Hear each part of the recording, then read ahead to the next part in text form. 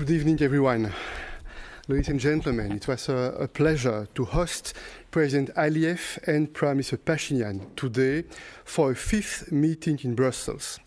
Our exchanges were frank, open, and result-oriented.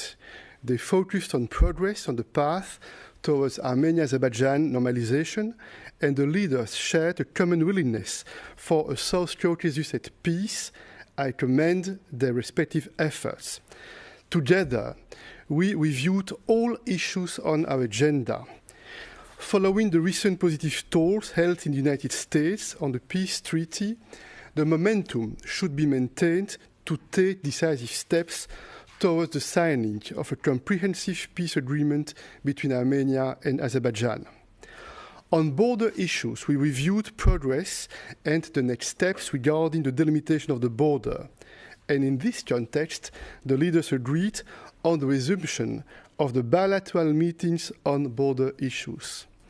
The leaders confirmed their unequivocal commitment to the 1991 Almaty Declaration and the respective territorial integrity of Armenia, 29,800 square kilometers, and Azerbaijan, 89,600 square kilometers.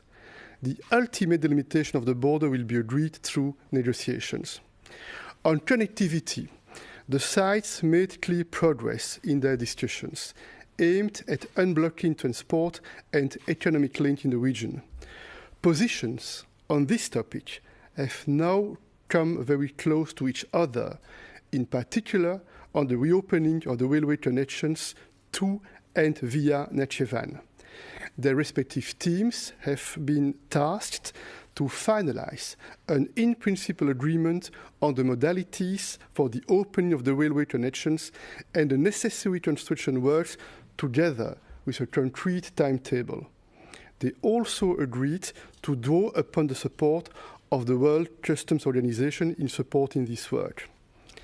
On humanitarian issues, there has been an understanding that further detainees would be released in the coming weeks. I also stressed the need to safeguard the mutual understanding that soldiers who have simply got lost and crossed to the other side would continue to be released through a speedy procedure.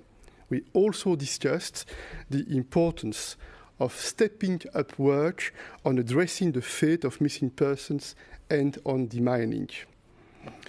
We continued our exchanges on the issue of the rights and security of Armenians living in the former Nagorno-Karabakh Autonomous Oblast. I encouraged Azerbaijan to engage in developing a positive agenda with the aim of guaranteeing the rights and security of this population in close cooperation with the international community. I also raised the need for transparent and constructive dialogue between Baku and this population. I believe that it is important to refrain from hostile rhetoric. It's important to engage in good faith and show leadership to reach mutually acceptable solutions. The EU has no hidden agenda. Our sole aim is to help Armenia and Azerbaijan reach a comprehensive and fair peace, and we are ready to contribute to their joint efforts. And that's why we have agreed to hold the Brussels meetings as often as necessary.